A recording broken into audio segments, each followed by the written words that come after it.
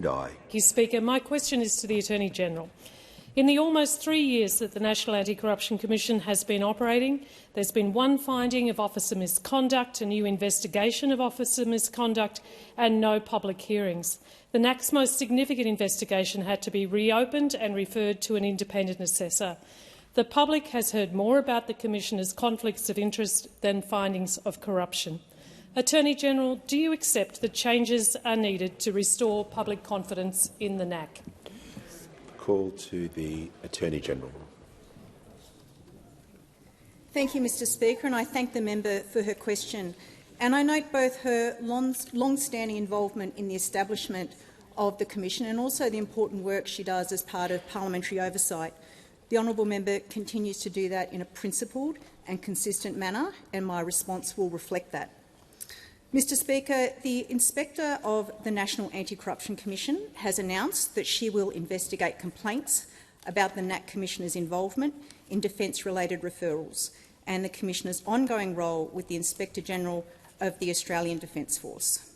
Mr Speaker, as the House will know, the Inspector is independent of the Australian Government and from the Commission.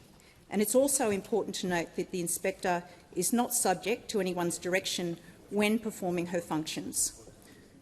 The member also raises issues regarding the NACC's work and some of its findings. Mr Speaker, this government was elected on a platform of legislating an independent anti-corruption commission with strong oversight. That oversight is working as intended.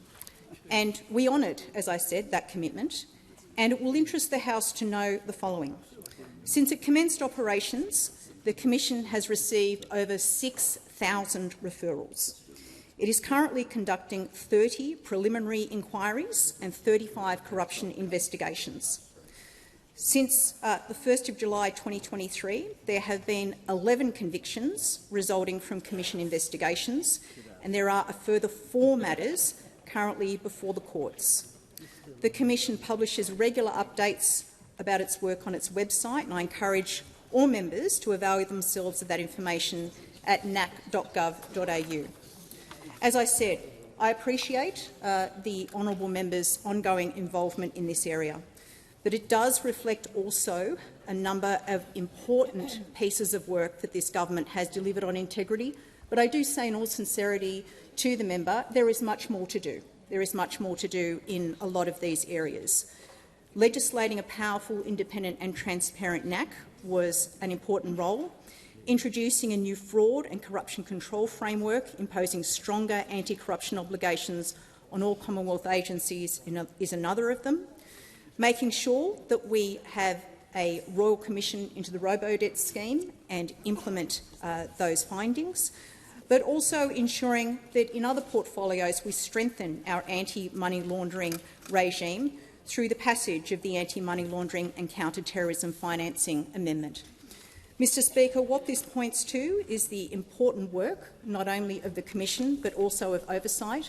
But I take on board the honourable member's comments that they have come from a sincere place, that there is much more work to do, and we support the NACC in undertaking that work.